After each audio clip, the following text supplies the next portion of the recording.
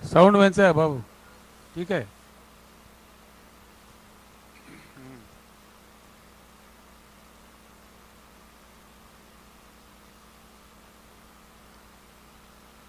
This document which I have supplied you, reinvent India, reorient India, यानी कि इसका मतलब सीधा ये है, पूरे दुनिया में हम देखें, जैसे कि हमारे से जियोग्राफिकल कनेक्ट हिमालय के उस पार रहने वाले चाइना देश हो, या जहाँ कुछ भी नहीं है संसाधन, उस प्रकार का सिंगापुर देश हो। क्या हुआ भाई, इतना सारा ऑर्गेनाइज करे आप लोग, आवाज़ ही नहीं आ पा रहे, उनसे कहो ना। जैसा देश है वैसा तुम लोग है।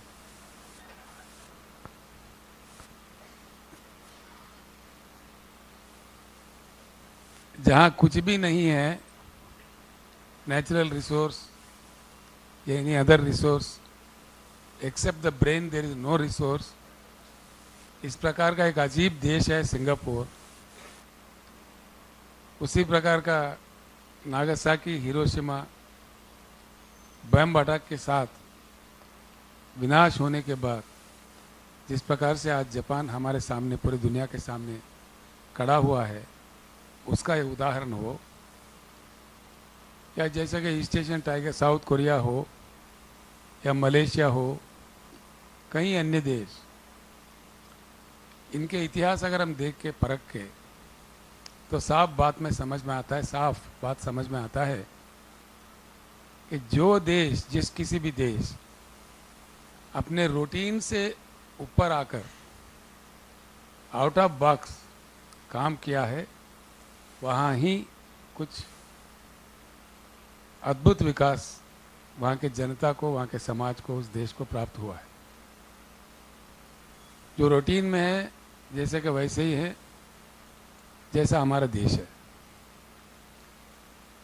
बीआरएस का मेन एजेंडा ये है, BRS is for a qualitative change in Indian thinking.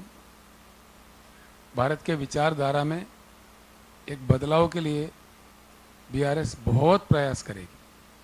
इसका मेन लक्ष्य यही है। विचारधारा बदलेगी तो भारत जरूर बदलेगी। तो इसको लेके हमने कुछ प्रपोज किया है। दो चार बातों में हमें समझ में आ जाएगा। तो रूटीन में रहते हुए देश में बहुत ज़्यादा संपत्ति रखते हुए देश के जनता उस संपत्ति से क्यों वंचित है। ये सिंपल बात है, इजीली हम आसानी से समझ सकते हैं इस बात को, और इसको सुलझाने में भी समाधान भी ढूंढ सकते हैं। एक पानी का मसला ले लीजिए अपने देश में। पानी का कितना तमाशा, why water wars in India. मैं आप लोगों को भी प्रणाम करता हूँ। आप लोग बुद्धिजीवी लोग हैं, समझते हैं, सोचते हैं। मेरा विनंती हुआ आपसे, प्लीज़ एजुकेट द पीपल। देश को समझाने में आप बहुत बड़ा योगदान आपका रहता है, पत्रकार मित्रों का। आपसे भी मैं अनुरोध करूंगा, प्रार्थना करूंगा, आप भी हमारे भाई हो, शहरी हो, इंडियन हो, तो इस बात को जितना आप फैला सके, जितना आप विचारधारा, इसका मतलब कह सके, तो उतना ही देश के लिए आप कुछ कंट्रीब्यूट करोगे। ये मेरा भावना है, मेरा प्रार्थना है आप तमाम लोगों से। कितना गुमराह किया जाता है लोगों को। देश में ज़रूरत से ज़्यादा पानी की उपलब्धि है। देश को जितना पानी चाहिए वो चाहे सिंचाई के लिए हो, पीने के लिए हो, या डोमेस्टिक यूज़ के लिए हो, किसी अन्य चीज़ के लिए हो, उद्योग के लिए हो, उससे ज़्यादा पानी हमारे पास उपलब्ध है। ये आंकड़े मेरे नहीं हैं, ये सेंट्रल वाटर कमीशन के आंकड़े हैं। हमारे देश में बारिश होता है 1,40,000 TMC। मैंने इसमें दिया है, आपको विस्तार रूप से दिया है मैंने, आप बाद में उसको देख सकते हैं। पूरे कागज़ में टोटल डिटेल्स अवेलेबल हुई थी।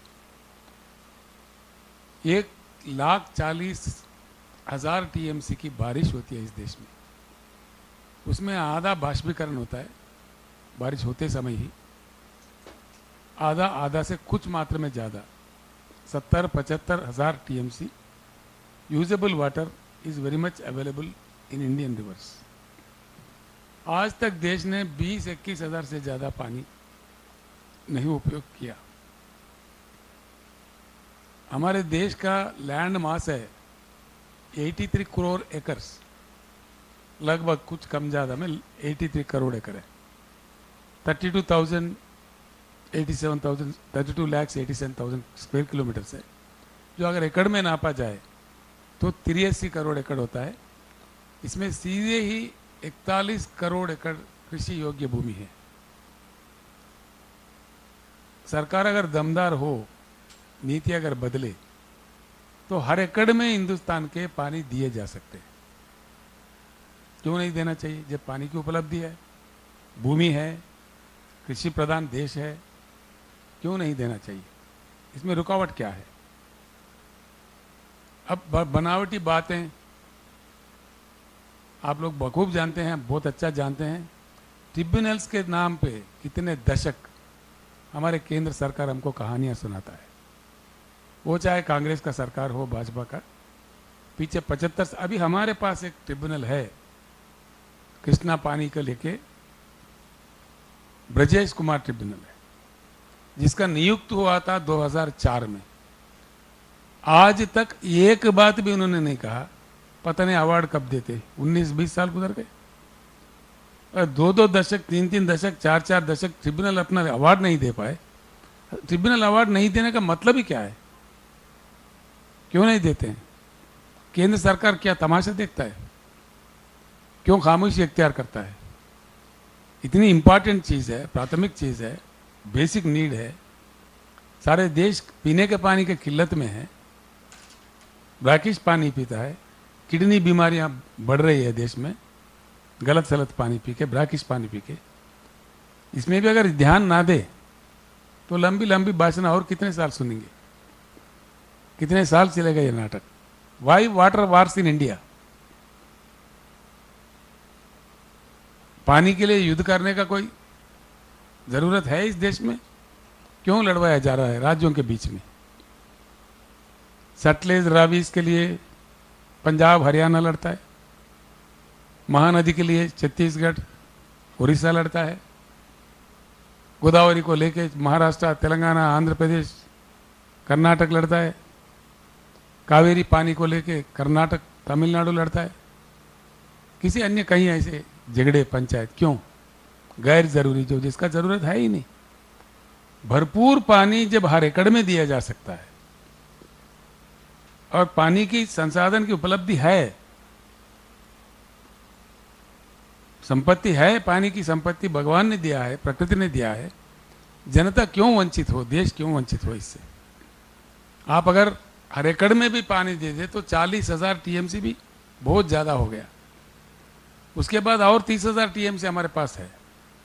दूसरी बात है, उद्योग के लिए, पीने के पानी के लिए आप एक 10,000 टीएमसी भी पकड़ते हैं तो तभी भी 20,000 टीएमसी पानी की बचत है। यानी कि अगला 50-100 साल तक हिंदुस्तान में शुद्ध पानी का कोई कमी नहीं होगी। Yes, these are not my figures. These are the figures given by Central Water Commission of India to the Parliament of India. Not once, but so many times. It's a fact. संपत्ति रखते हुए, पानी रहते हुए क्यों पीने के पानी के लिए देश तरसे? क्यों सिंचाई के लिए किसान तरसे?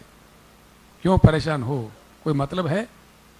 तो इसीलिए हम कह रहे हैं कि द पॉलिसी ऑफ बीआरएस अगर सरकार बनाए, बीआरएस के हम लाइक, मतलब हम क्या लोगों के साथ मिलकर भी, बीआरएस का एजेंडा है a revolutionary agenda in water resources. Why I say like this? Bharat एक विशाल देश है। मैंने एक पत्र आपको दिया है मित्रों, इसमें आप देख सकते हैं।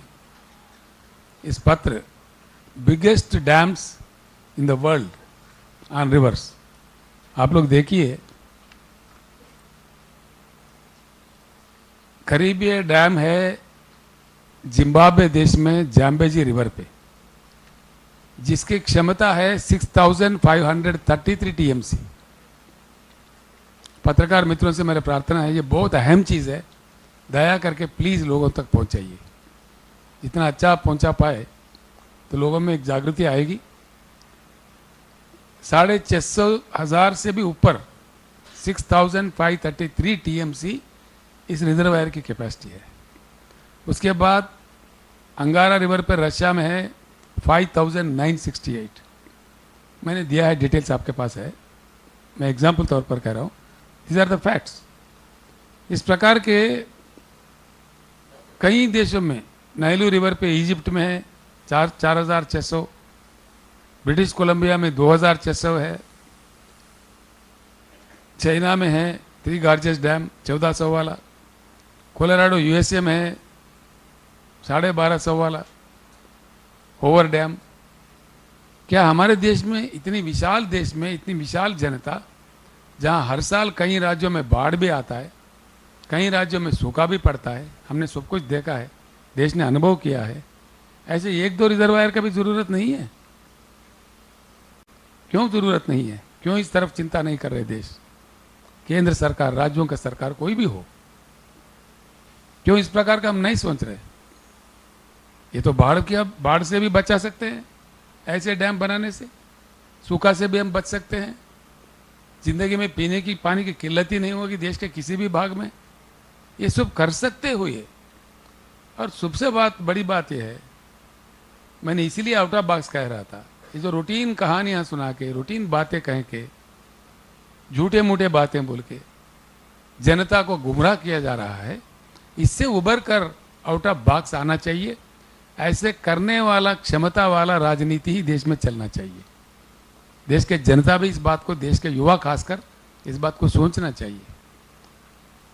मैं इसलिए कहता हूं, इतनी संपत्ति है, इसीलिए total water policy has to be change. The agenda of the BRS party is to change the water policy in toto and bring in a new water policy which will yield immediate results. इसके लिए ना हमको world bank से भीख मांगनी है, ना कोई अंतर्राष्ट्रीय झगड़ा है, ना किसी से परमिशन की ज़रूरत है। हमारे देश की अपनी संपत्ति है, अपनी पानी है, अपने नदियों में बह रहा है, इसके लिए कोई भीख की ज़रूरत नहीं है, वर्ल्ड बैंक की ज़रूरत नहीं है। तभी भी हम अगर इस्तेमाल नहीं कर पाए तो क्या कर पाएंगे हम लोग? इसीलिए मेरा मानना है, देश के विचारधारा में, देश के राजनीति के विचारधारा में भी बदलाव आना चाहिए, परिवर्तन आना चाहिए। समय परिवर्तन का है। बहुत टाइम हो गया है, 75 साल गुजर गए, बहुत कहानियां सुन चुके हैं, बहुत बातें हो चुके हैं। अब आखिरकार किसान आत्महत्या कर रहे हैं।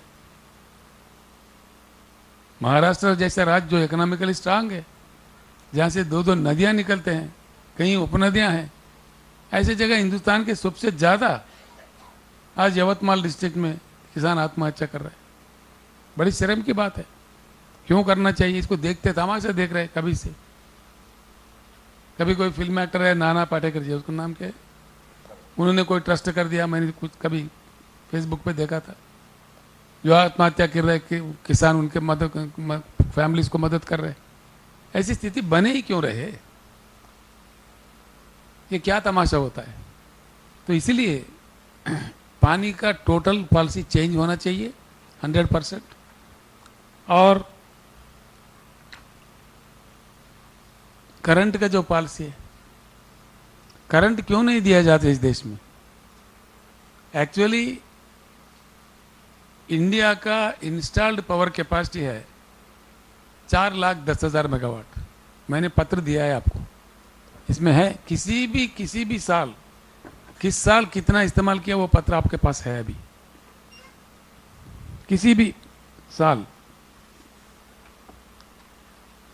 तो टेबल रखना चाहिए था भाई। ये देखिए, ये पत्र मैंने आपको दिया है, इसमें पूरे डिटेल है किस साल पीक लोड यानी कि ज़्यादा इस्तेमाली, ज़्यादा से ज़्यादा उपयोग किस साल में कितना हुआ था। 2,15,000 मेगावाट से कभी भी ज़्यादा इस्तेमाल नहीं किया इंडिया।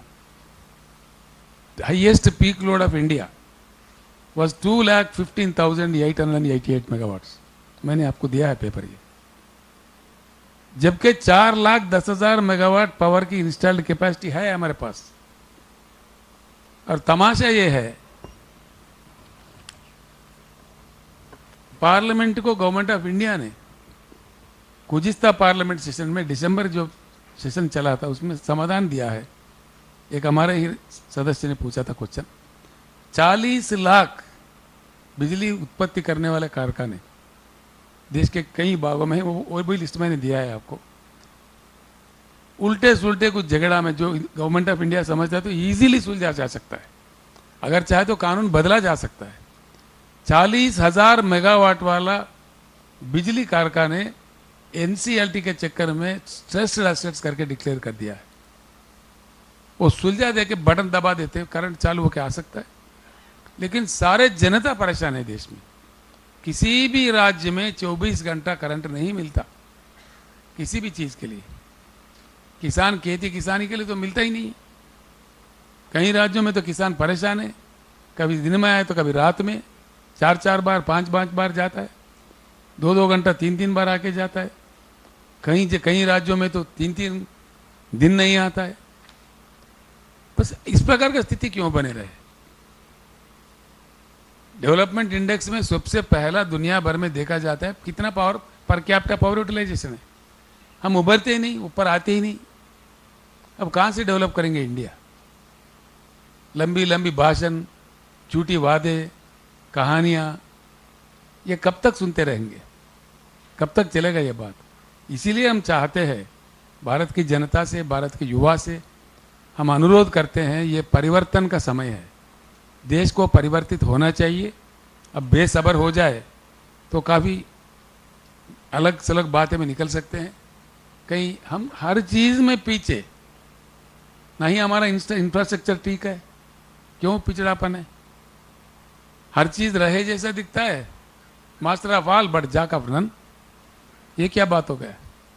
दिल्ली जाते हैं राजधानी, 45 मिनट हवा में चक्कर काटना पड़ता है, एरोड्राम में कंजेशन। हाँ, बिल्कुल सच बात है। पानी की जो बात मैं कह रहा था, दिल्ली राजधानी, हमारा दिल्ली में तक पानी भरपूर नहीं मिलता। 75 साल के आज़ादी के बाद अगर राजधानी में भरपूर पीने की पानी की प्रबंधन नहीं है तो हम क्या कहाँ पहुंचे? क्या हो रहा है इस देश में? इसीलिए हम अनुरोध करते हैं युवा से, जनता से, बुद्धिजीवियों से, इंटेलेक्चुअल कम्युनिटी से, ये परिवर्तन का समय है, बस इसको रोकना चाहिए। हर चीज़ में हम पीछे, ना रोड सही, ना रेल सही, ना शिपयार्ड सही, ना एयरपोर्ट सही, कोई भी एक चीज़ नहीं। अब ऐसा है, गूड्स ट्रेन का स्पीड देखिए। अब हम कब कैच करेंगे, कब दुनिया के साथ हमारा चलेगा? हम इकोनॉमी की बात कर रहे हैं बेशर्मी से। बिल्कुल, मुझे तो शर्म लगता है।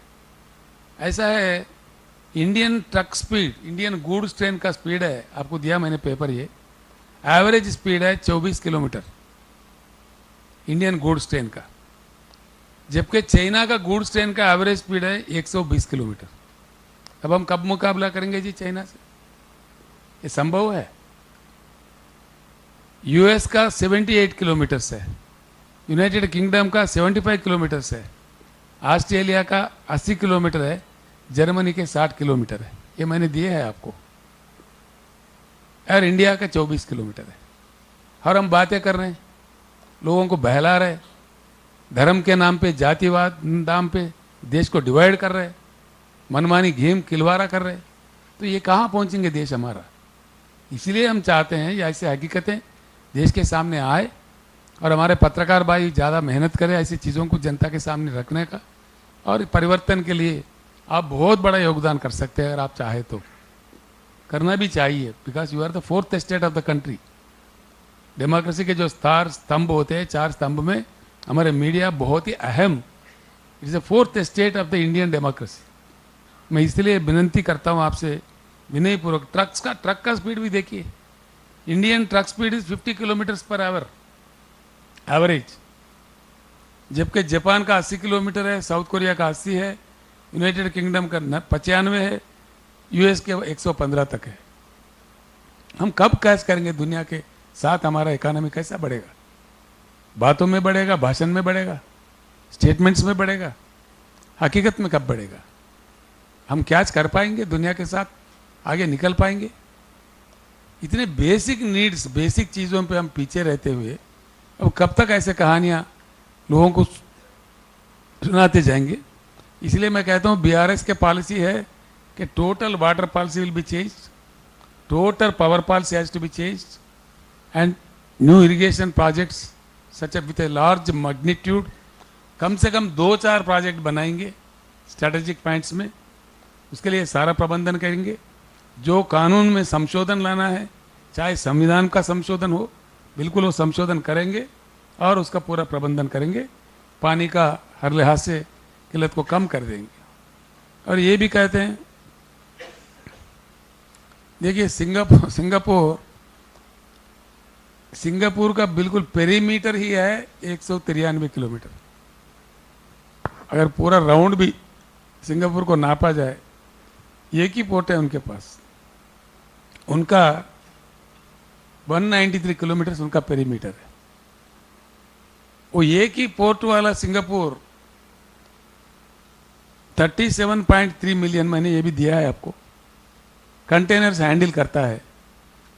7.5 से लेकर 8,000 तक कोस्टल हमारा है। और कितने पोर्ट्स है हमारे देश में, कितने बड़े बड़े पोर्ट्स हैं। ये मतलब हम 25 करते हैं, 25 मिलियन।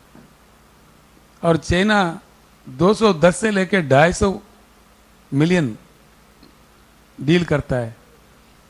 हम कितने पीछे हैं?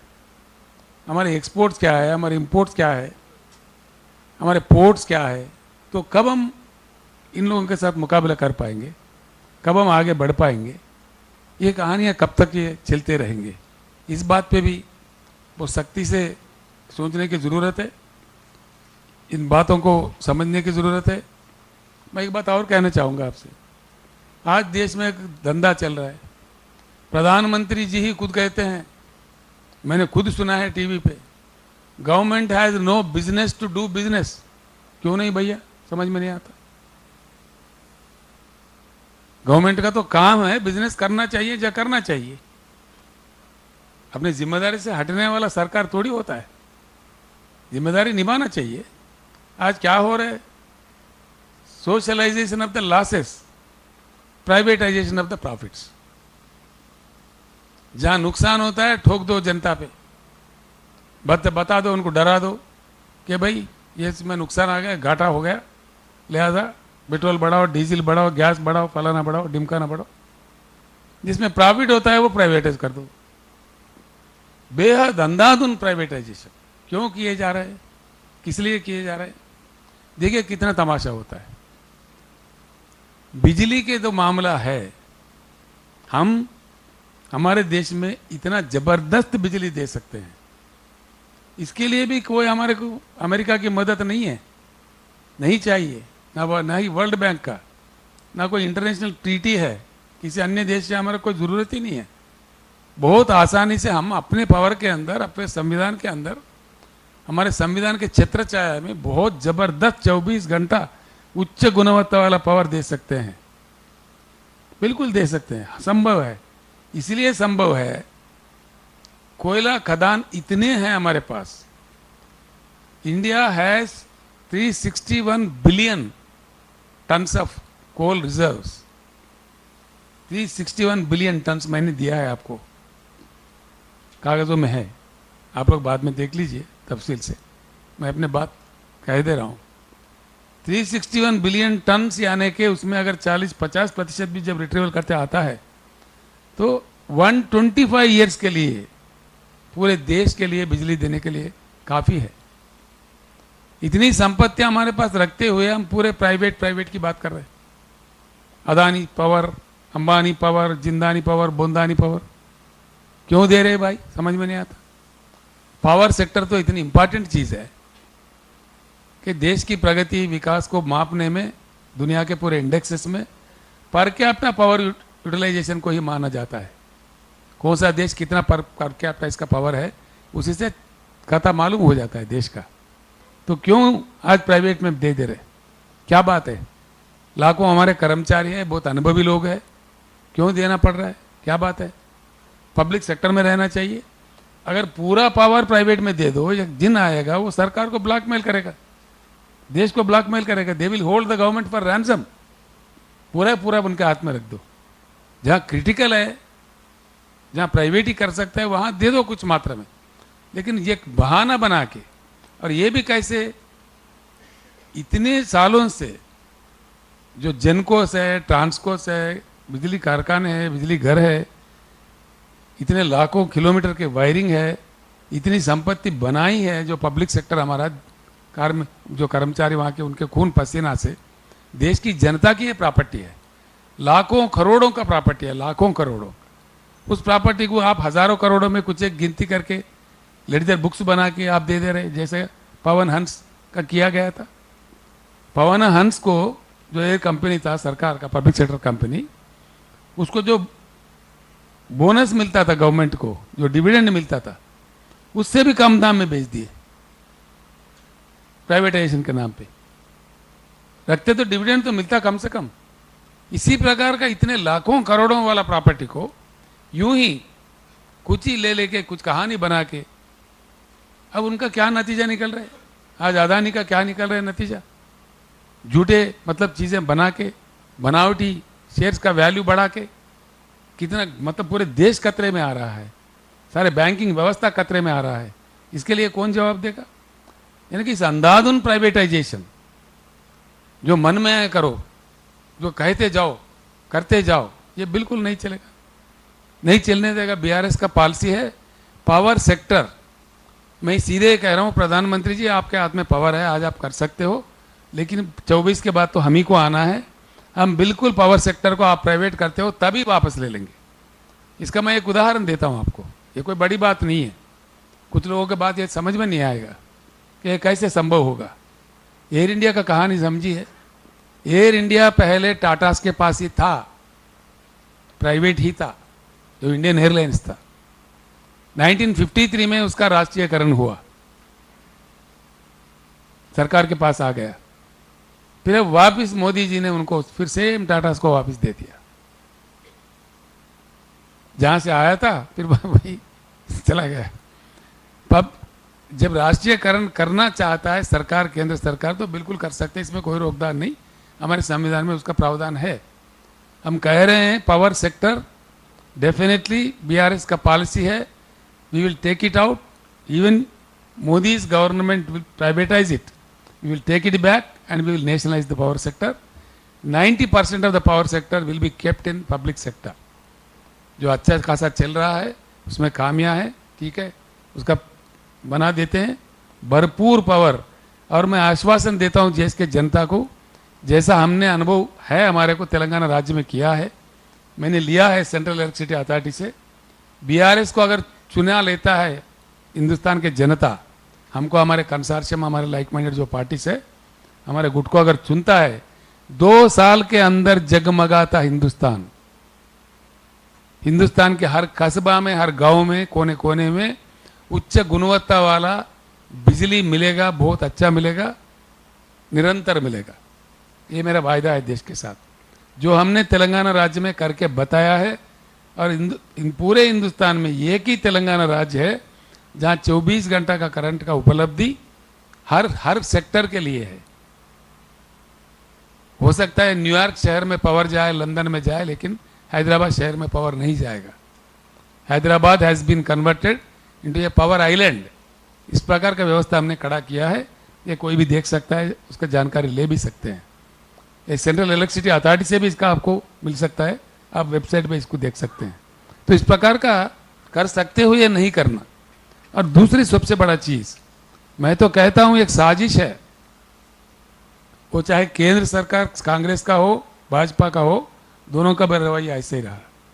कोल इंडिया, मैंने एक पेपर आपको दिया है, రైల్వే కనెక్టివిటీ కాన్స్టెంట్ इन मेजर कोल फील्ड्स। ఇది ఇచ్చిన सुमन మీరు ये भी दे दिए ना, ये भी आपके पास है। गवर्नमेंट ऑफ इंडिया के ऊपर 1 पैसा का भी कोई वजन नहीं है। मैं इसलिए ये बात आपके सामने रख रहा हूं, तो इससे गवर्नमेंट इंडिया का व्यवहार समझ में आ जाएगा। गवर्नमेंट ऑफ इंडिया क्या काम करता है, क्यों कर रहा है, कितना झूठा बात देश के सामने कह रहा है, ये व्यवहार समझ में आना चाहिए, जनता को भी समझ में आना चाहिए। इसलिए मैं इतना कथा आपको सुनाना पड़ रहा है। कोल इंडिया ने पूरा पैसा भर दिया है, 10, 12, 15 साल हो गया है। सिर्फ 200-250 किलोमीटर रेल लेन बनानी है। रेल लेन बनाओ, वो भी गुड्स ट्रेन का, कोयला जो ले जाएगा। 10 साल 15 साल हो गए नहीं बनाते, पेंडिंग रखते। उल्टा क्या कहते, केंद्र सरकार हमको, राज्यों के सरकार को हुक्म देता है कि आपको इतना % इंपोर्टेड कोल खरीदना पड़ेगा, नहीं खरीदोगे तुम्हारे ऊपर फाइन डालेंगे, तुम्हारे को सेंट्रल पावर कोटा खत्म कर देंगे, बंद कर देंगे, डरा देते हैं। क्यों भाई, क्या इंटरेस्ट है इंपोर्टेड कोल में? इतना मजाक क्यों है केंद्र सरकार को? इंपोर्टेड कोल सीधा ही अदानी मंगाता है ऑस्ट्रेलिया से। जितना अदानी पे प्रेम है उतना देश पे, जनता पे होना चाहिए, किसानों पे होना चाहिए। क्यों ठोक रहे हो राज्यों के सर पे? और हमारा कोयल मिलता है, इंडियन कोल मिलता है, वो चाहे वेस्टर्न कोल फील्ड से हो, हमारे कोल इंडिया के जो आपके पास महाराष्ट्र में भी है, वो घूस में है, बलारपुर में है, चंद्रपुर में है, हमारे पास सिंगारेनी है। 4000 में मिलता है हमारा टन, 3800 या 4000 में टन मिलता है। जबकि हमसे कहा जाता है, केंद्र सरकार कहता है 30,000 में टन खरीदो, 26,000 में टन खरीदो। क्यों भाई, ये कोई पॉलिसी है? इसलिए हम कम कह रहे हैं, कोयला जितना डिपॉजिट्स हिंदुस्तान में है, 1 किलो कोयला भी इंपोर्ट करने की जरूरत नहीं है। कोल इंपोर्ट करना ही देश के साथ गद्दारी है, देश के जनता के साथ ये बिल्कुल गलत काम है। क्यों इंपोर्ट कर रहे हैं कोल, क्या मजबूरी है? 2-3 रेल पटरी नहीं बना सकते हो? 300 मिलियन टन कोयला उत्पत्ति हो जाएगा वहां पे, कागज में आप देख लीजिए। ये कोल इंडिया का रिपोर्ट है, मेरा रिपोर्ट नहीं। जो आंकड़े मैं बता रहा हूं, एक भी मेरे कहानी नहीं है। These are all the records submitted to the parliament by government of India, all the records. ये सच के आधार पर मैं कह रहा हूं। 1 किलो भी कोयला इंपोर्ट करने की जरूरत नहीं है, जबकि जबरदस्ती इंपोर्ट किया जा रहा है और राज्यों के सरकार के ऊपर, राज्यों के जो कारखाने हैं करंट के, उनके ऊपर ठोका जा रहा है। ये क्या नीति है? तो इसीलिए मैं कह रहा हूं, एक परिवर्तन आने का बहुत सख्त जरूरत है इस देश में। तो इन बातों पे भी सोचना चाहिए। ये कोल रिजर्व्स का भी मैंने दे दिया आपको, स्टेटेड एसेट्स का भी जिन्होंने पार्लियामेंट को दिया है, ये भी मैंने दे दिया है आपको। मेरा विनती है आप लोगों से कि जनता तक आप ले जाए। इसके बाद में दूसरा सबसे बड़ा चीज, हमारे देश में 50% महिलाएं हैं। खाली नाराबाजी होता है, कहा जाता है, कहानियां सुनाया जाता है, लेकिन सही तौर पर जो जेंडर बायस्ड अप्रोच है उससे हम उभरते नहीं हैं। दुनिया में, पूरी दुनिया को अगर परख के देखा जाए, जिन जिन देशों में, जिन जिन समाजों में, हर सेक्टर में, देश के हर सेक्टर में महिलाओं का प्रतिनिधित्व बढ़ाया गया, वो समाज बहुत आगे बढ़ा, बहुत ही अच्छा तरक्की किया। लेकिन हमारे देश में करते नहीं हैं हम लोग, कहते हैं बहाने के लिए, कुछ कुछ मात्रा में करके ही हम उसमें बड़ा लोगों को बहला फुसलाते हैं। ये गलत रवैया है। भारत को अगर आगे बढ़ना है, तरक्की करना है, भारत का वुमेन पॉलिसी में सख्त बदलाव आना चाहिए, बिल्कुल आना चाहिए, किसी भी कीमत पर। इसीलिए मैं जब केंद्रीय मंत्री था, उस समय के नेताओं से मेरा आर्गुमेंट भी था, मैंने बताया भी था, मैंने प्रयास भी किया था, लेकिन सफलता नहीं पाया। लेकिन बीआरएस के पॉलिसी तौर पर मैं अनाउंस करता हूं, सारे देश को बताना चाहता हूं, बीआरएस का सरकार अगर आ जाए देश में, तो बिल्कुल हर चीज में महिलाओं का प्रतिनिधित्व बढ़ा दिया जाएगा। सबसे बड़ा, उन लोगों को शासक बना देंगे। वो बहुत आसान तरीका है, लोग अब कहानियां सुनाते हैं, ऐसा नहीं। हमने एक सुझाव दिया था उस समय। अभी जो मैं, this is a very important announcement I am making on behalf of BRS. हमारा पॉलिसी है सीधा कि हिंदुस्तान के हर असेंबली में और हर काउंसिल में, जहाँ लेजिस्लेटिव काउंसिल है एमएलसीज का, असेंबली में, काउंसिल में और साथ ही साथ पार्लियामेंट में, सीधे ही बीआरएस सरकार बनने के बाद एक ही साल के अंदर 33% सीटें बढ़ाएंगे। इमीडिएटली बढ़ा के वो सारे 33% सीटें महिला के लिए रिजर्व किया जाएगा। हम वायदा करते हैं हमारे बहनों के साथ, हमारे माओं के साथ, भारत देश के, कि एक साल के अंदर ही, ये मेरा वादा है, 6 महीने के अंदर डिलिमिटेशन प्रक्रिया खत्म होगा और 6 महीने के अंदर चुनाव भी करा देते हैं। बिल्कुल 1/3% will be women representation in both the houses, parliament and state legislatures बढ़ा दिया जाएगा। And people's representation, people's service will be invited into all walks of the life of the country as much as possible. इससे भी काफी मतलब बदलाव आ सकता है। सबसे बड़ा चीज यह है, आज तक हमारे देश में एक रूटीन तमाशा, रूटीन कहानियां सुनाए जाते हैं। हमने आपको दिया है पॉलिसी के तौर पर, कुछ बात कह रहा हूं मैं, रीइन्वेंटिंग इंडिया में कई चीज है, उसका दया करके आप लिखिए। कुछ चीजें हैं जो हमारे जनरेशन अगर अच्छा ताकतवर भारत बने, खाली बातों में नहीं, जैसा कि हम सुनते हैं बेटी पढ़ाओ बेटी बचाओ, तो कौन सा बेटी पढ़ा, कौन सा बेटी बचा, कैसा बचा, पूरे इंडिया में किसी को मालूम नहीं है। नारा तो खूब लगा था, लेकिन हाथरस में बेटी का साथ क्या हुआ, अन्य जगहों पे क्या हुआ, हर दिन हमारे उत्तर भारत में बेटियों के साथ क्या हो रहा है, क्या गुजर रहा है, हम जानते हैं। शर्म से हमारा सर झुक भी जाता है कभी कभी। तो ऐसे नारा नहीं, सही सही होना चाहिए, सही तौर पर होना चाहिए, कट्टरपंथी तरीके से होना चाहिए। इन सब के लिए चाहिए होता है स्ट्रांग विल, पॉलिटिकल विल, राजनैतिक इच्छा शक्ति। अगर राजनैतिक इच्छा शक्ति हो तो हर चीज संभव होता है। ये होते हुए हमने देखा है। सबसे महत्वपूर्ण बात, अगर देश को तरक्की करना है, देश की आर्थिक नीति को बदलना है, डेफिनेटली बदलना चाहिए। Until unless we leverage the Indian economy, अब इसी में घूमते रहेंगे, इसी में चेते करते रहेंगे, इसी में टैक्स लेते रहेंगे, छोटे छोटे लोगों से खींचते रहेंगे, बड़े बड़े लोगों को माफ करते रहेंगे, ये गोल गपला ये नहीं चलेगा। इससे हकीकत में, जैसा कि मुझे क्रिटिसाइज करना नहीं है, लेकिन करना पड़ रहा है, करना पड़ता है। कहा गया कि make in India, it has become joke in India. क्या हुआ है, क्या आया है, क्यों नहीं आया है? मेक इन इंडिया जो नारा आया, उसका एनवायरनमेंट बना, यहाँ पे एनवायरनमेंट कम से कम क्रिएट हुआ, कोई एक महत्वपूर्ण एसईजेड आया ताकि कोई विदेशी इन्वेस्टर आए। मैं साफ कहना चाहूँगा, विस्तार में फिर बाद में कहूँगा, लेकिन आज बताना पड़ेगा इतना मुझे। आज के स्थिति में कई कंपनियां जो मल्टीनेशनल कंपनीज है वो निकल रहे हैं चाइना से। क्यों हिंदुस्तान में हम अट्रैक्ट नहीं कर पा रहे हैं? क्यों हमारे तरफ वो कंपनीज रुक नहीं कर रही है? अगर मेक इन इंडिया सही होता, ईज ऑफ डूइंग सही होता, उतना हम फ्लेक्सिबल होते, क्यों नहीं आने दिए? एक कंपनी है जिससे हमने खुद बात की, फाइजर कंपनी, टीका जो कोरोना के टाइम पे कितना भी कोशिश करके उसको रोका गया, यहाँ नहीं आने दिया। क्यों, क्या वजह है? इसके कारण क्या है? जबकि जनता चाह रहा था हमको अच्छे से अच्छे टीका मिले, खरीदना भी चाह रहे थे लोग, फिर भी रोका गया जबरदस्ती से।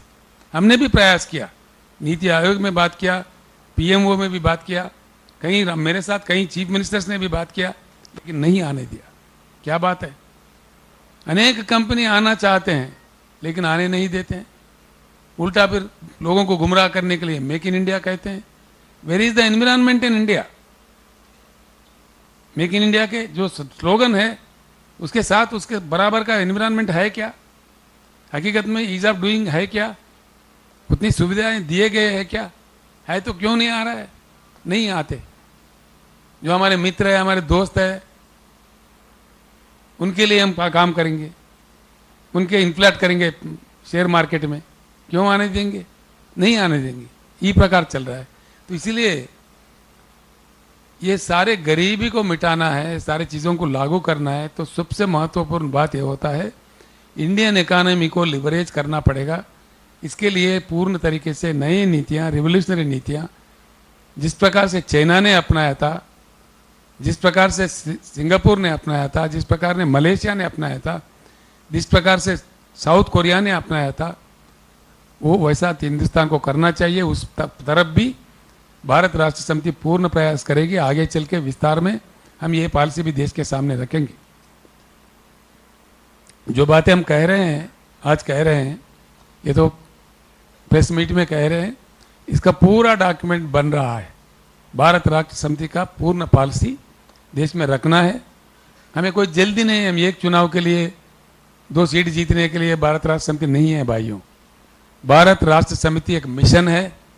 It will work on mission mode. राजनीतिक रास्ता से देश के विचारधारा में, राजनीति के विचारधारा में, गवर्नमेंट को चलाने में, संविधान को इम्प्लीमेंट करने में पूर्ण रूप का परिवर्तन चाहता है बीआरएस। वो आए बिना ये देश बिल्कुल विकास नहीं करेगा। ऐसे ही झूठे वायदे जो 75 साल हम पे गुजरा है, हालात यहाँ पे आ गया। 75 साल इतने लंबे लंबे भाषण, इतने वायदे, इतने मैनिफेस्टोस, इतने चुनाव, ये सब प्रक्रिया देखने के बाद आखिरकार दिखता क्या है सामने? महाराष्ट्र जैसा एक इकोनॉमिकली स्ट्रांग राज्य में हिंदुस्तान के सबसे ज्यादा किसान की आत्महत्या क्यों होता है? ये नज़ारा क्यों दिखता है? ये क्यों रहना चाहिए ऐसी स्थिति? यही भारत है। यही इसी भारत का सपना था। हमारे आज़ादी के जो सिपह सलार थे, हमारे लिए अपने जान कुर्बान दिए थे। शहीद भगत सिंह का यही आशा था आज़ादी के लिए। वो क्यों फांसी का फंदा गले लगाए थे? इसी चीज़ों के लिए? नहीं, बिल्कुल नहीं। इसीलिए एलआईसी के लिए क्यों भेज रहे हैं भाई? दुनिया में सबसे बड़ा लार्जेस्ट बेहतर कंपनी बीमा कंपनी है। क्यों एलआईसी में दखल अंदाज कर रहे हैं? एक तरफ से अदानी के इन्वेस्ट करो, 87,000 करोड़ इन्वेस्टेड इन अदानी। झूठा उनको प्रेशर डाल के आज स्टेटमेंट दिलवाया जा रहा, नहीं नहीं हमारा कोई घाटा नहीं हुआ, कोई नुकसान नहीं हुआ, देश को गुमराह करने के लिए। क्या बात है? वो आ जाएगा, सब कुछ आ जाएगा। कोई नुकसान नहीं हुआ, कोई खराब नहीं हुआ, तो पार्लियामेंट में डिमांड कर रहे हैं विपक्षी दल। क्यों नहीं मान रहे? सरकार को मानना चाहिए। चर्चा करो पार्लियामेंट में, ज्वाइंट पार्लियामेंट्री कमेटी डालो। अगर दाल में कुछ काला नहीं है तो मैं प्रधानमंत्री जी से आग्रह करता हूं, बिल्कुल इतना बड़ा घोटाला हुआ है, एक हफ्ते भर में 10 लाख करोड़ का उनका एक बाष्पीकरण जैसा वो बात हो गया है। 10 लाख करोड़ छोटी बात नहीं होती है, जिसमें हमारे इंडियन बैंकिंग व्यवस्था पूरा इन्वॉल्व है, एलआईसी इन्वॉल्व है, और जनता का पैसा है, जनता का इन्वेस्टमेंट है। सोचता सारा देश आक्रोशित है इस बात से। तो इसलिए बाज़ाब्ता चर्चा करो पार्लियामेंट में, ज्वाइंट पार्लियामेंट्री कमेटी बिठाओ। या आपको दोषी ठहराना पड़ेगा? देश आपको दोषी मानेगा, मान के ही चलेगा? बिल्कुल आप ही को दोष देंगे, देश देना ही पड़ेगा मजबूरन। फिर क्या करे, किसको दोष दे? अब सभी जानते हैं मिस्टर अदानी आपके मित्र है, आपके बदौलती वो इतने बड़े हैं। कोई मामूली बिजनेसमैन 2 साल के अंदर दुनिया का 2 नंबर पे आ जाएगा, नंबर 2 बिलियनियर इन फोर्ब्स लिस्ट। ये पॉसिबल है, संभव है? किसी मामूली बिजनेसमैन को संभव हो जाएगा? बिल्कुल सब जानते हैं, बात को आप नहीं छुपा सकते। बेटर यह है कि अगर आप सच्चे हैं तो ज्वाइंट पार्लियामेंट्री कमेटी के लिए मान जाइए। सभी हमारे पार्लियामेंट मेंबर ही रहेंगे उसमें, आपका क्या जाना है उसमें? क्यों? और एलआईसी को हम साफ सीधा कह रहे हैं, एलआईसी के कर्मचारियों को, एलआईसी के एजेंट्स को 25 करोड़ जो जनता एलआईसी में खाता अपने खुले हुए हैं, उनको हम आश्वासन दे रहे हैं, चाहे मोदी सरकार उसको प्राइवेट कर दिए, लेकिन एलआईसी को हम फिर राष्ट्रीयकरण करेंगे। 100% will keep it in public sector. इसीलिए एलआईसी के जितने भी मतलब एजेंट है, कर्मचारी है, सभी बिल्कुल एकदम तैयार हो जाइए युद्ध के लिए। इस प्रकार का परिवर्तन आएगा, हिंदुस्तान में जरूर आएगा। अभी प्रयास शुरू हुआ है। तो इसी प्रकार का मैं एक बात और भी कहना चाहूँगा, ज्ञान हर किसी के पास हो ये कोई ज़रूरी नहीं है। आदमी पैदा होते ही ज्ञान प्राप्त नहीं करता है, लेकिन इतना तो हमारे को होना चाहिए, ज्ञान जहाँ मिले वहाँ से प्राप्त करना चाहिए। हमारे पास अगर नहीं हो, उपलब्धि नहीं हो, जिस देश में है अच्छे अच्छे उदाहरण है वहाँ से लेना, इम्प्लीमेंट करना होना चाहिए। ये भी नहीं हो रहा है हमारे देश में, वो चाहे कांग्रेस हो चाहे बीजेपी हो, अब तक ऐसा प्रयास नहीं किया है। तो इस गति से आज जिस प्रकार से देश चल रहा है, हमारा एक तरफ से डाउन ग्रेड में हम जा रहे हैं। इतने बड़े देश, इतनी बड़ी जनता, दुनिया का पॉपुलस कंट्री हम बन गए already.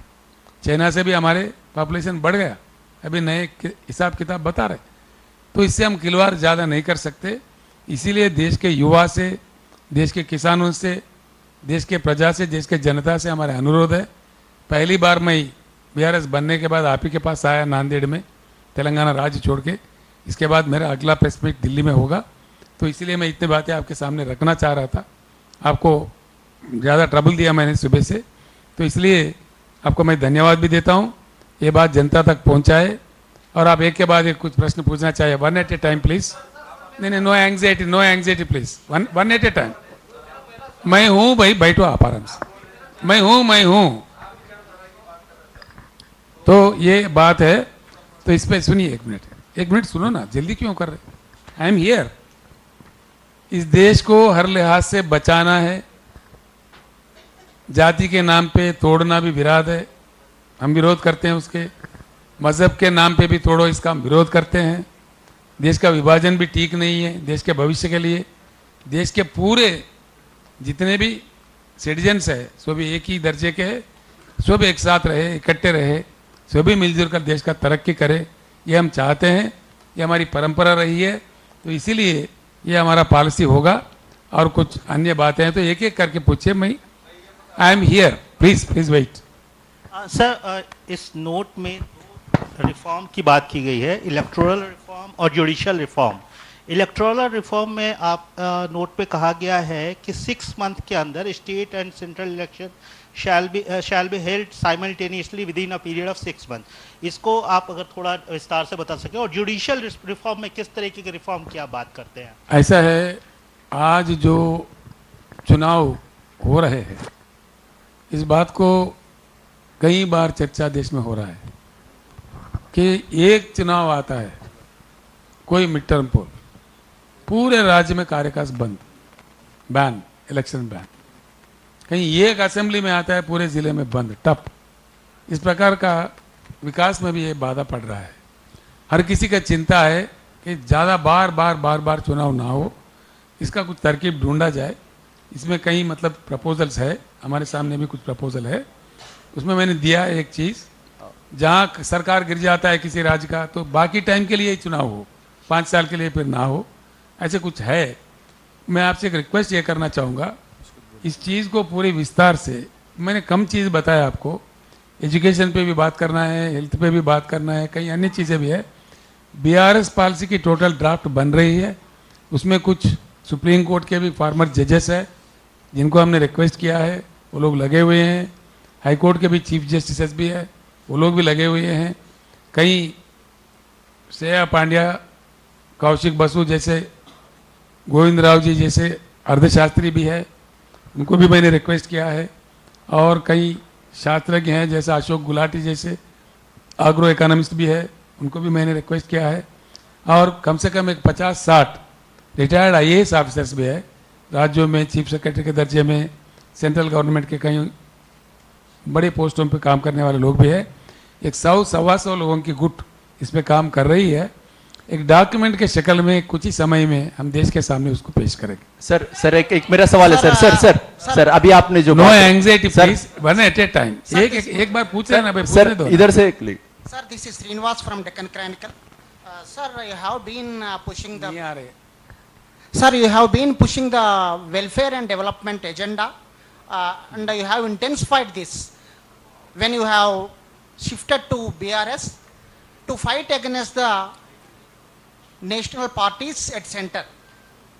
Sir, when it comes to ideological stand, what would be your ideological stand to fight against the divisive forces and hatred, spreading hatred.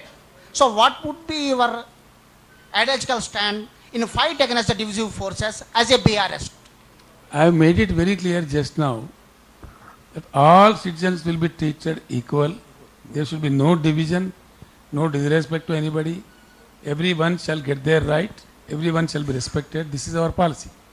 इसके विरोध में जो काम करेंगे उसके विरोध में हम डटकर कहेंगे जनता को, वही हमारा पॉलिसी है। सर मेरा एक सवाल है माफी के साथ। सर इधर आप महाराष्ट्र में आए हैं, नांदेड़ भूमि में आए हैं, इसलिए नांदेड़ के पत्रकारों को पहला प्रेफरेंस मिलना चाहिए सवाल करने का। आप जो है आपके करीबी है शायद वो लोग, इसलिए आप उधर देख रहे हैं। नहीं है ना सर? हाँ तो सर आप मेरा एक सवाल सुनिए। अभी आपने ज्यादा करीबी आप ही है। सर मेरा सवाल अभी आपने जो भी बात रखे उसमें आपने मोदी की पॉलिसीज पर तीखी टिप्पणियां की, तनकीद डिसाइड किया, मगर सर एक हकीकत यह भी है कि आपकी बात में कॉन्ट्राडिक्शन है। आपकी जो पार्टी है वो पार्लियामेंट में पिछले कई दिनों से मोदी की द्वारा जो बिल लाए गए उन्हें सपोर्ट कर रही है सर। तो आप फ्यूचर में आपका स्टैंड जो है बिल सर कई सारे बिल है, मैं बोलता हूं ना सर, इवन जो है आपने कौन सा बिल सपोर्ट किया बताओ? राष्ट्रपति इलेक्शन में भी जो है वोट के ताल्लुक से राष्ट्रपति नहीं, किसान का बिल, किसान का जो से सर उसको लेके जो है आपकी पार्टी का जो स्टैंड हमने कभी समर्थन नहीं किया। स्टैंड क्लियर नहीं था। सारी आपने नहीं देखा होगा। ट्रिपल तलाक हमने बिल्कुल विरोध किया। ट्रिपल तलाक के वो लेके किया, स्टैंड क्लियर नहीं था। बिल्कुल विरोध किया हमने। ठीक है सर। हाँ बिल्कुल, एनआरसी का विरोध किया, ट्रिपल तलाक विरोध किया। अच्छा आप तो बोल रहे हैं वो गलत है। सर आप विचारधारा की बात करते हैं, हाँ तो विचारधारा की आप बात कर रहे हैं, तो मुसलमानों के बारे में आपका क्या बता दिया ना भाई। उसके बाद मुसलमानों के लिए ये सुनिए ना, नहीं हुआ सवाल मेरा। मेरा सवाल है, शमशाबाद में मस्जिद जो है तो शहीद कर दी गई, ऐसे कई मस्जिद है हैदराबाद में जिसके विरोध में एमआईएम पार्टी एमबीटी उतरी मैदान में। उसके बाद आपने जो वादा किया था मस्जिद तामीर करने का वो भी हमने वादा नहीं किया और कार्रवाई भी कोई अधिकारियों पे नहीं हुई। नहीं किया हमने, कहाँ किया? तो आप क्या बोलना चाहते हैं मस्जिदों के बारे में? नहीं आप, हमने वादा कहाँ किया? तो शमशाबाद के मस्जिद के बारे में आपका हमने क्या नहीं कहना? किया था ना। नहीं सर, ना हमको कोई पूछा है ना हमने वायदा किया है। तो आप ये गलत बोल रहे सर हैं। सर आपकी हुकूमत है, आप कार्रवाई करेंगे क्यों अधिकारियों पर? देखिए ऐसा, एक मिनट सर जिस मस्जिद शमशाबाद के बारे में आप बोल रहे हैं, हमने कभी उसके ऊपर ना वायदा किया, ना टीका किया, ना टिप्पणी किया। कार्रवाई भी नहीं करे सुनिए ना, उसका शहादत हमने नहीं किया। नहीं। हमारे उसका कोई ताल्लुकात भी नहीं है। तेलंगाना राज्य बनने से पहले कई साल पहले वो हुआ था। आप जो बात कह रहे हैं हुआ नहीं हुआ वो भी मुझे नहीं मालूम है। आप जैसे लोग आके बोलते हैं। विरोध तो सुनिए ना आपने सवाल पूछे तो सुने ना भाई। आप यूं इल्जाम लगा दिए, ऐसा नहीं लगा सकते आप। आपकी हुकूमत नहीं सुनिए जल्दीबाजी क्यों कर रहे हैं? हुकूमत हमारी है भाई कि हम, हाँ आप कहे तो रहेंगे, नहीं तो नहीं रहेंगे क्या? 14 से ऐसा नहीं है सवाल। बिल्कुल बात सीधी है। हर किसी का इज्जत होना चाहिए, वो चाहे मंदिर हो, मस्जिद हो, चर्च हो, किसी का तोड़ ताड़ की बात नहीं होना चाहिए। हर किसी का सेम तरीके से रिस्पेक्ट मिलना चाहिए। हमारी पार्टी का तरीका है। अभी भी आपके साथ में मुसलमान के कोई लोग मौजूद नहीं दिख रहे और कोई नेता नहीं है। क्या बात कर रहे हैं आप? समझ में नहीं आता। महाराष्ट्र के साथ भी आपका कोई नेता नहीं बड़ा है। अजीब आदमी है आप। सर आप है ना भाई, मेरे साथ में बात बहुत हो गया। सर मेरा सेंट्रल गवर्नमेंट का जो यूनियन बजट अनाउंस हुआ था हाल ही में, यस प्लीज। सेंट्रल गवर्नमेंट का जो यूनियन बजट अनाउंस हुआ था, जी बजट यूनियन बजट जो अनाउंस हुआ था सेंट्रल गवर्नमेंट का, उसमें तेलंगाना को कहीं कुछ प्रोजेक्ट्स नहीं मिले। बिल्कुल नहीं मिले। बीआरएस पार्टी ने ये क्लेम किया है। आपका क्या स्टैंड है? क्या है ही नहीं तो स्टैंड ही क्या है? आप क्या स्टैंड ही क्या है? विरोध में हम बोलेंगे बस खत्म है। यही तो तू मैं चल रहे हैं ना हिंदुस्तान में। ऐसा नहीं होना चाहिए ना। सर मेरा एक सवाल है। मैं सिद्धार्थ न्यूज 18 लोकमत से हूँ। सर मेरा सवाल ये है कि जितना छोटा प्रदेश हो तो उसकी डेवलपमेंट आसानी से हो सकती है। जैसे तेलंगाना छोटा सा राज्य बना और उसकी डेवलपमेंट तुरंत हुई। तो हमारे देश में कई बड़े राज्य हैं। महाराष्ट्र का भी मुद्दा चल रहा है, अलग से विदर्भ की मांग हो रही है, यूपी इतना बड़ा है। तो आपके मुद्दे जो दिख रहे हैं हमें, तो वो छोटे राज्य में सीमित हो सकते हैं, लेकिन बड़े राज्य का डेवलपमेंट कैसा होगा जैसा आपने तेलंगाना में किया। तो आप इस समर्थन में आ सकते हैं कि जो बड़े राज्य हैं उनका बंटवारा हो, छोटे राज्य बने, जैसे महाराष्ट्र में भी उधर अलग से बने, तो डेवलपमेंट अच्छे से हो सकती है। क्या आप बिल्कुल इसके बारे में मैं साफ कहना चाहूँ, ये भी दुर्भाग्यपूर्ण है। 6 लाख वाला सिक्किम भी एक राज्य है हमारे देश में, गोवा भी एक राज्य है, 24 करोड़ वाला उत्तर प्रदेश भी राज्य है, और 12.5 करोड़ वाला महाराष्ट्र भी राज्य है। ऐसे है जो नहीं होना चाहिए। राज्य बनाने का कोई एक साइंटिफिक अप्रोच होना चाहिए, एरिया से रीजन से जोड़ के उसमें भी एक जज्बाती पैदा करके द्वेष विद्वेष पैदा करके ऐसा नहीं होना चाहिए। एक समझौते के नाते कंसेंसस लेके सभी को बिठा के कितना आबादी के लिए राज्य हो तो अच्छा है, एडमिनिस्ट्रेटिव कन्वीनियंस हो, उसका बात करना चाहिए। राज्य भी हो, राज्य के डिस्ट्रिक्ट भी हो, मतलब किस प्रकार से किया जाए उसका एक हिसाब किताब एक बार देश में हो, ये पार्टी का हमारा नीति है। बिल्कुल इस बारे में चर्चा करेंगे हम लोग। एक महाराष्ट्र नहीं, एक विदर्भा नहीं, एक उत्तर प्रदेश नहीं, एक बुंदेलखंड नहीं, पूरे देश में राज्यों का पुनर्गठन किस प्रकार का होना चाहिए उस पर जरूर हम प्रयास करेंगे, हमारे बात देश के सामने रखेंगे। सर मेरा एक सवाल है, जो बाबली डैम जो है उसको लेकर पिछले कई वर्षों से वाद विवाद चल रहा है, उसके ऊपर बहस कोई विवाद है नहीं भैया। आपकी बीआरएस पार्टी क्या हल करेगी क्या? क्या हल करना है बताइए। बाबली जो भंडारा डैम जो है क्या हल करना बताइए। हल तो सुप्रीम कोर्ट कर दी है। नहीं, जो पानी जब महाराष्ट्र के किसानों को मिलना चाहिए तो वो पानी उधर जाता है। सर एक मिनट सीएम साहब, एक मिनट सीएम साहब एक मिनट वही क्वेश्चन से रिलेटेड है। ये एक ही मिनट सुनिए, हो सकता है जवाब मिल जाए आपको। हाल में और इससे पहले भी इस एरिया के कुछ नेता लोग मेरे से बात किए थे बाबली प्रोजेक्ट को लेके। बाबली प्रोजेक्ट एक ऐसा नाटक है, एक ऐसा मजाक है आंध्रा, तेलंगाना और महाराष्ट्र के जनता के साथ। सच है ये बात। बाबली प्रोजेक्ट का क्षमता ही क्या है, उसमें पानी रुकता ही कितना है। एक्चुअली जब मेरे से यहां के नेता बात किए, मैंने उनसे कहा हर साल गोदावरी में हम सब गवाह है, हमारे आंखों के सामने कम से कम 2 से लेके 3,000-4,000 टीएमसी जा रहा है समंदर में, और सब हम तमाशा देख रहे हैं। महाराष्ट्र भी, तेलंगाना भी, आंध्र प्रदेश भी और कुछ अन्य जगह भी। क्यों वो पानी जाने दे रहे वहां पे? क्या मजाक है ये? क्यों लड़वाया जा रहा है बाबली के जैसे प्रोजेक्ट के पास, जिसमें सुप्रीम कोर्ट भी आके जजमेंट दे देती है। सुप्रीम कोर्ट जजमेंट तो कानून माना जाता है हमारे देश में। क्यों ये सब चक्कर? जब यहाँ के नेता लोग मेरे से बात किया, मैंने कहा को भैया जब तेलंगाना बना, मैंने कम से कम 8-10 चक्कर लगाया महाराष्ट्र राज्य का। मेरे मंत्री जो हरीश राव उस समय के मंत्री थे इरिगेशन के, और वहाँ के हमारे जोगू रामन्ना जी है, इंद्रकरण रेड्डी मंत्री जी है आदिलाबाद से, जिनको लोअर पेनगंगा बनाना था, महाराष्ट्र और तेलंगाना के बीच में है। ये लोग कम से कम 25 चक्कर काटे महाराष्ट्र। कई बार नागपुर में सी ऑफिस में मीटिंग हुआ, मुंबई में हुआ, सह्याद्री गेस्ट हाउस में हुआ, और मैं खुद मुख्यमंत्री होते हुए आपके माननीय मुख्यमंत्री उस समय के देवेंद्र फडणवीस जी थे, उनके पास जाके उनको मना के, सारे सरकार को, मंत्रियों को, कैबिनेट को मना के मैंने कालेश्वरम प्रोजेक्ट बनाया।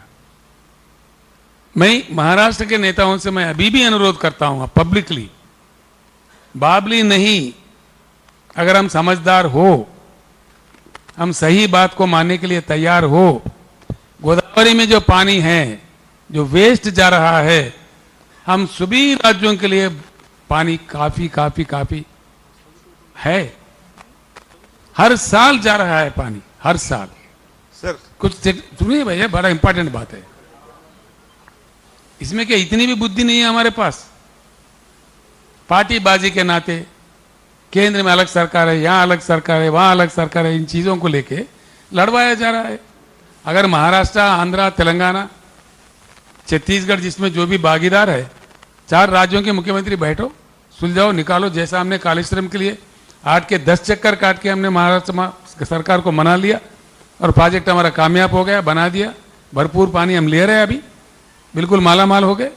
तो 3 साल हो गए, पानी 3 साल में बना दिए, 3 साल से पानी मिल रहा है। अब देश में नंबर 2, नंबर 3 के जगह पे आ गए। हम पंजाब से प्रतियोगिता कर रहे हैं। हमारे गुरनाम सिंह जी को गुस्सा आएगा, लेकिन पंजाब से हम प्रतियोगिता कर रहे हैं धान के उत्पादन में। पहले जो हमारे किसान भी आत्महत्या करते थे, ये बात नहीं हो सकता है। मेरा मतलब यह है भैया, आपने सही क्वेश्चन पूछा। अच्छा, यही तो दुख है, इतनी छोटी छोटी चीजें पे हम लड़ जाते हैं। जो 0.4 टीएमसी, 0.1 टीएमसी, 1 टीएमसी भी नहीं है बाबली में, उसके लिए लड़वाया जाता है। और 2500 टीएमसी वहां जा रहे समंदर में। पानी है गोदावरी में, प्राणहिता और इंद्रावती मिलने के बाद पूरा हमारे आंखों के सामने से जाता है, हर साल जाता है। सिरोंचा जो दीपक दादा जो वहां के एमएलए रह चुके हैं, उनसे लग के सिरोंचा से ही चलते रहता है। हमने कहा भैया उसको रोको, सारे मिलकर ले लो। हमने यहां तक कहा बड़ा मन करके, भीड़ में किल्लत है पानी का, किसी ने बताया मुझे जालना में किल्लत है। क्यों भाई, ले लो पानी, क्यों गोदावरी आपके पास है, बैठो, आओ समझौता करो, तेलंगाना सरकार के पास आओ। हमारे श्रीराम सागर प्रोजेक्ट से भी लिफ्ट लेके ले लो। हम तो इतना बड़ा दिल से बोल रहे हैं। यस, पानी की उपलब्धि है, उसको प्रूव करो और ले लो। दो किसानों को दे दो, जालना में दो, भीड़ में दो, जहां देना दो। क्यों नहीं देना चाहिए? देश वंचित नहीं होना चाहिए। ये संपत्ति देश का है। ईमानदारी की बात करके जो चीज है जनता को बता के सीधा सीधा काम करना चाहिए। सर, इसी को लग के प्रश्न है कि हमारा हक क्यों मारा जाता है? क्योंकि जब बारिश होती है तो पानी रोक देते हैं, और जब हमको पानी की जरूरत होती है तो पानी निकाल लेते हैं वहां से। ये 30 सितंबर का विषय है। तो आपने सही बताया कि पानी बहुत कम है वहां पे, लेकिन उतना भी हमारे लिए बहुत काफी है, क्योंकि 100 गांवों का भविष्य उसके ऊपर निर्धारित। भैया आपका नाम क्या है? मेरा नाम भारत होकर ने, डीडी न्यूज से हूं मैं। भाई साहब, ऐसा ये क्वेश्चन आपको सुप्रीम कोर्ट ऑफ इंडिया से पूछना चाहिए। तो हम बैठ के क्यों नहीं इसको सुलझा सकते सर? मैं आप पानी के सर प्लीज सर प्लीज, तो सुप्रीम कोर्ट का जजमेंट है। नहीं सर प्लीज सुनिए सर, आपने बताया कि पानी के लिए झगड़े करने की जरूरत नहीं, लेकिन हमारा जो छोटा जो आपसे एक विनंती है मेरा, वो तो हमें मिलना चाहिए। आप प्लीज आप इसके लिए बैठिए, हमारे सुनिए ना, सुलझा दीजिए। सुनिए ना, आपसे मेरा विनंती है सर आप महाराष्ट्र के मुख्यमंत्री से या महाराष्ट्र के कैबिनेट से पैरवी कीजिए। वो मेरे पास आ जाए हैदराबाद में, बैठेंगे, हम बिल्कुल समझौता करेंगे। इसमें मेरे कोई एतराज नहीं है। सर सर आप कह रहे थे sir this side right. Sir आप कह रहे थे कि बड़ा घोटाला हुआ है, और वित्त मंत्री जो है निर्मला जी कह रहे थे कि सिचुएशन तो नॉर्मल है, और जो कि उनके लिए नॉर्मल है भाई।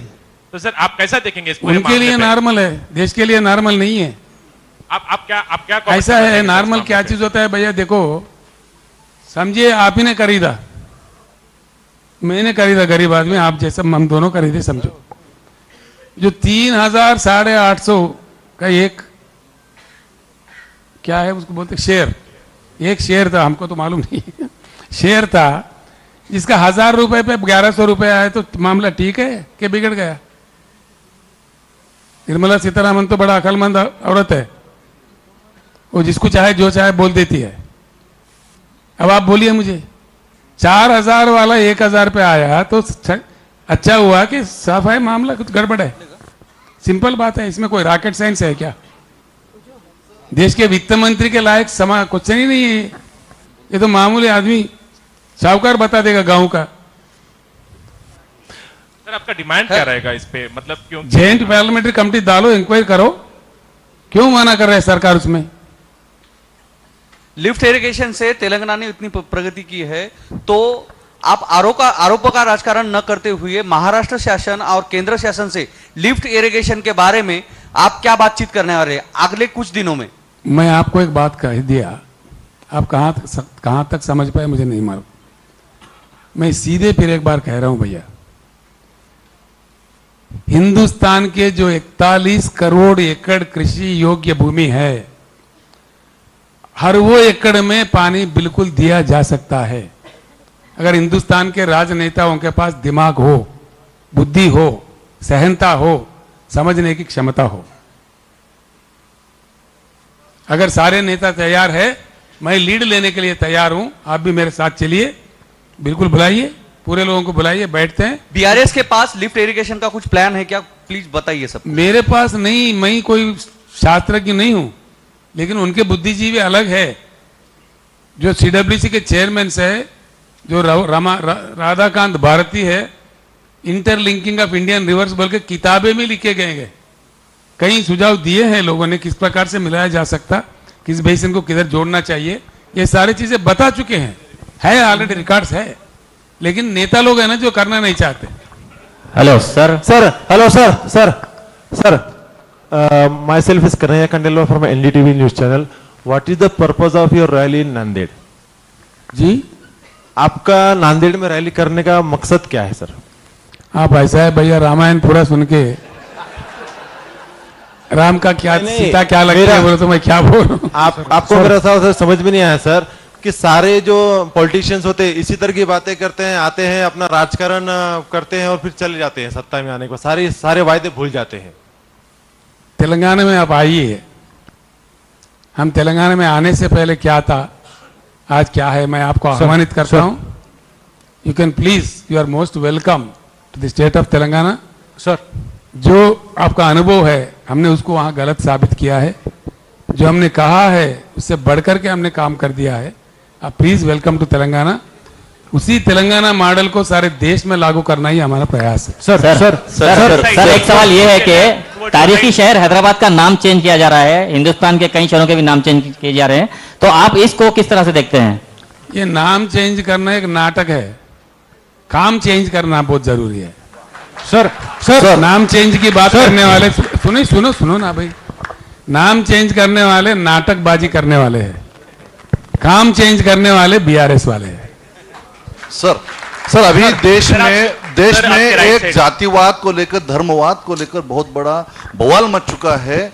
कहते हैं अभी हर स्वामी जी कुछ ना कुछ बवाल कर इस विकास को जो चलना चाहिए उसको डायलॉग बदलना चाहता है। और संविधान जो पिछले सालों से संविधान भारत का जो है चल रहा है, और संविधान को मिटाने की बात जो चल रही है उस पर आपका बीआरएस का क्या पॉलिसी है? भैया एक सीधी बात है, धर्म के नाम पे, जाति के नाम पे जो फूट डाल के अपने राजनीतिक मकसद निकालना चाहते हैं वो कुछ समय के लिए कामयाब होंगे, लेकिन वो टेम्पररी फेज होगा, परमानेंट नहीं होगा। देश अब जान चुका है बहुत अच्छी तरीके से कौन कितने पानी में है, कौन क्या कह रहा है, किस लिए कह रहा है। इस पे फूट डालने वालों के साथ नहीं देना चाहिए। स्लोली युवा भी समझ गए हैं, जनता भी समझ गए हैं, देश अब खतरे से निकलने वाला है। बीआरएस का मिशन भी है कि सारे हिंदुस्तान एकत्रित रहे, सही रास्ते पे चले, एक रास्ते में चले और विकास के ओर चले, इन चिल्लर बातों को बाजू कर दे। सर अपने भारत में कई सारे यूथ बेरोजगार है, अपने भारत राष्ट्रीय समिति के लिए यूथ के लिए क्या एजेंडा है? बिल्कुल सर, मैं बता देता हूं। खेती किसानी की जो मैंने बात कही थी मेरे कागज में है, कृपा करके आप पढ़िए। एक्चुअली बदनसीब की बात यह है, इंडिया में पानी है, भूमि है, ह्यूमन कैपिटल यहाँ के लोग भी है, इसके अलावा एक और चीज भी है। 3 एग्रो क्लाइमेटिक जोन्स है हमारे पास, जो तटवर्ती इलाके, ह्यूमिड वेदर है, लैंड लॉकड स्टेट्स है जैसा कि मध्य प्रदेश, छत्तीसगढ़, तेलंगाना ऐसे राज्य भी है, और शीतल प्रदेश जैसे हमारे हिमाचल, कश्मीर ऐसे प्रदेश भी है। हिंदुस्तान में एप्पल भी उगता है, आम भी उगता है, यानी कि और सूरज, India has the best solar incidence. सूरज बहुत अच्छा खिलता है जो फसल के लिए जरूर होता है। इन सब चीजों को रखते हुए हिंदुस्तान को यह करना चाहिए था, top most food processing industry, पूरे दुनिया को खाना खिलाने वाला फूड प्रोसेसिंग इंडस्ट्री हिंदुस्तान में होना चाहिए था। उसमें से किसान का भी फायदा होता, करोड़ों जवानों को उसमें नौकरी भी मिलता। जहां का वहां ही, मतलब वो लघु परिश्रम भी हो सकते हैं, बड़े भी हो सकते हैं, बड़े पैमाने भी हो सकते हैं, हर जगह हो सकते हैं, जिस प्रकार से चाइना ने किया है ऐसे उदाहरण है। तो फूड प्रोसेसिंग इंडस्ट्री जिस प्रकार से हम प्लानिंग कर रहे हैं, किसानों के बीच में ही बनेगा। हमारे गुरुनाम जी भी काफी बात करते हैं उस पर, और उसमें पूरे इंडियंस को, मतलब इंडियन जितने भी यूथ है ज्यादातर उसमें मिलेगा। दूसरा चीज जो make in India, joke in India बोल के मैंने बोला, बड़ी जिम्मेदारी से मैंने बोला है, मैंने ऐसा ही नहीं बोला। मेक इन इंडिया सही होगा, बीआरएस आने पर एक सही एनवायरनमेंट, जो उद्योग बढ़ाना है। यहाँ क्या हो रहा है भैया, कालेश्वरम प्रोजेक्ट के लिए मैंने मशीन खरीदा है, ऑस्ट्रिया इतना सा देश है, लेकिन हमने इतना बड़ा लिफ्ट के लिए मशीन वहां से खरीदा। हमारा इतना बड़ा देश है, वो मिशन हम नहीं कर पा रहे। प्राइवेटाइजेशन के नाम पे अंधाधुन तरीके से इन्होंने HMT को मार दिया। एक भी हेवी मशीन टूल मशीन नहीं है हमारे पास, कारखाना नहीं है। उसको पूरा रिवाइव करेंगे हम लोग, जो पब्लिक सेक्टर में रहना चाहिए उसमें ज़्यादा मतलब अनएम्प्लॉयमेंट की प्रॉब्लम सुलझा सकते हैं। जो करंट की बात मैंने कहा पब्लिक सेक्टर में रखेंगे उसमें काफ़ी नौकरियां मिल सकते हैं। जितना विस्तार आप करोगे, पब्लिक सेक्टर जितना बढ़ाओगे, मतलब उसका थोड़ा तरीका तौर तरीका चेंज करके कर सकते हैं, किया जा सकता है, कोई बड़ी बात नहीं है। हम आज हमारे बदनसीबी है, इतना पानी, इतना शुद्ध पानी, इतना जमीन, इतने लोग काम करने वाले रखते हुए हम हमारे बच्चे आज मैकडोनाल्ड के पिज्ज़ा और बर्गर खा रहे, जो शर्म की बात है देश के लिए। जबकि दुनिया का सबसे बड़ा फूड चेन हमारा होना चाहिए था। मैकडोनाल्ड से भी, सबवे से भी, किसी अन्य चीज़ों से भी हमारा बड़ा फूड चेन होना चाहिए था, जो बदनसीबी से नहीं हो पाया। लेकिन BRS का सरकार, हमारे लाइक माइंडेड का सरकार आने पर world's best food chain will be created in India. Sir की बात की है सर, आपने डिविसिव पॉलिटिक्स की बात की है। हाल ही में योग गुरु रामदेव यूज कीजिए ना आप, रामदेव बाबा जी ने यूज कीजिए, माइक यूज कीजिए। माइक से ही बात कर रहा हूँ सर, आवाज नहीं आ रहे, आवाज नहीं सर, मैं आवाज से बात कर रहा हूं। सर हाल ही में रामदेव बाबा जी ने, योग गुरु रामदेव बाबा जी ने एक बयान दिया है सर, उस पर आप क्या कहेंगे, आपकी राय क्या है? क्या बयान दिया? आप अखबार फॉलो करते हैं बहुत ज्यादा? नहीं, मैं नहीं पढ़ा भैया। रामदेव बाबा का कौन पढ़ते बैठता है? सर आप देश पढ़ने से टेररिज्म का रिडेम्पशन होता है। क्या है? नमाज पढ़ने से टेररिज्म का रिडेम्पशन होता है, और साथ में जो क्रिश्चियंस और मुस्लिम्स हैं वो ऑब्सेस्ड है कन्वर्जन में। ये उनका बयान था। मैं नहीं समझ पा। इसी से जुड़ा मेरा एक सवाल है सर। देश में 2014 के बाद से, मोदी जी आने के बाद से जो हार्डकोर हिंदुत्व की जो पॉलिटिक्स हो रही है सर, जो हार्डकोर हिंदुत्व की पॉलिटिक्स है, सभी सेकुलर पार्टीज अनऑफिशियली तौर पे उसके पीछे चल रही है। तो आप अब जब ये भारत राष्ट्रीय आप भी उसके पीछे जा रहे हैं? नहीं, मैं पीछे सीधा सवाल है सर, मैं बता रहा हूँ आप भी उसके पीछे जा रहे हैं। नहीं, मेरा सवाल इल्जाम हम भी दे सकते हैं आपके ऊपर। मैं आपको उसको काउंटर कैसे करेंगे? सभी कौन चल रहे भाई? सभी के ऊपर आप यूं ही टोक देते हैं। सभी मतलब मेरा गलत बात है। नहीं, सभी के मैं आपके ऊपर आरोप नहीं लगाया सर। आप एक नेशनल पार्टी बनने जा रहे हैं और देश की राजनीति में एक अल्टरनेट और समाप्त करना चाह रहे हैं। सर एक सवाल, सर एक सवाल है। मराठवाड़ा इतने लोग सर, एक मिनट सर, हेलो हजारों स्वतंत्र सेनानियों ने अपनी जान दे करके निजाम से मराठवाड़ा और तेलंगाना जो है उसको आजादी दिलाई 17 सितंबर 1948 में। तो महाराष्ट्र सरकार उनके सम्मान में हर साल वो त्योहार मनाती है सरकार की तरफ से, वो तेलंगाना में क्यों नहीं होता है? क्यों नहीं मना रहे? बिल्कुल मना रहे। सरकार की तरफ से होता है क्या? मना रहे, बिल्कुल मना रहे। ऐसा आरोप अमित शाह ने पिछली बार के दौरान मना रहे भाई, आपको क्यों शक हो रहा है? सर बीआरएस पार्टी नांदेड़ जिले में आई है, ये पुराने लोगों को इसमें चांस देगी या नए तरुण लोगों को भी चांस देगी बीआरएस पार्टी? नहीं समझ में आया भैया। सर हेलो सर, महाराष्ट्र में क्या बीआरएस पार्टी अदर पार्टी से अलायंस करेगी? हेलो सर, आपका क्या राय है सर? दिस साइड सर, इसके बारे में आप क्या सुझाव देंगे? सर बीआरएस पार्टी आने वाले दिनों में क्या अदर पार्टी से अलायंस करेगी? एक मिनट भैया, ये बात है आज ही हमने शुरू हुआ है। अब ऐसा आप 100 साल वाले पार्टी को पूछने का क्वेश्चन मुझे पूछ रहे, बताएंगे ना आगे चल के, इतना जल्दीबाजी क्यों? हेलो सर, आने वाले दिनों में क्या बीआरएस पार्टी अदर पार्टी से अलायंस करेगी? बता दिया भैया, मैंने बता दिया। सर मोदी जी ने आपको अगर आपका काम देखकर अगर बोल दिया कि आइए आपको कृषि मंत्री बना दे, तो क्या आप निमंत्रण स्वीकार करते हैं क्या? क्या चीज? मोदी जी ने आपका यह काम देखकर अगर आपको आमंत्रण दे कि आप मोदी जी का प्रधानमंत्रित्व ही हम स्वीकार नहीं करेंगे। सर मेरा प्रधानमंत्रित्व ही स्वीकार नहीं करेंगे तो सवाल कहां से आता है? चीफ मिनिस्टर साहब आखिरी सवाल, अगर आप चीफ मिनिस्टर सर आखिरी सवाल सर, धन्यवाद भैया।